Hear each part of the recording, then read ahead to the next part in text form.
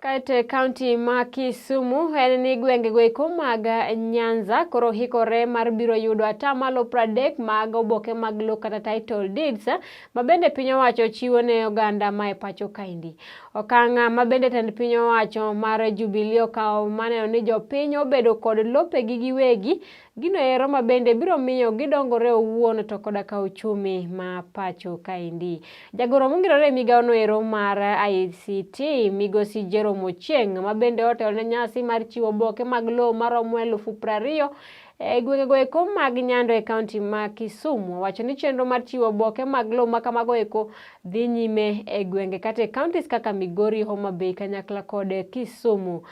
Kama endi en koluwore kod dwache ker ma pacho kaendi moluoro Uhuru Kenyatta mondo chiwne ji duto oboke mag lowo gibed kod lopegi giwegi. Since His Excellency President Uhuru Kenyatta got into power, we have since processed more than 6 million titles.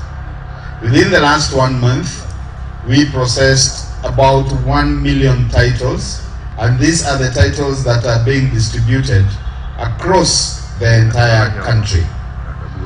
For our county of Kisumu, we are going to issue a total of 90,696 titles. Makofi.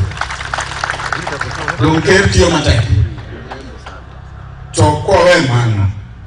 Within the Nyanza region, Kisumu will issue 90,000. Siaya County will issue 150,000. Homa Bay will issue 11,000. And Migori County will issue 58,000. This is a total of more than 300 titles in the Luo Nyanza region.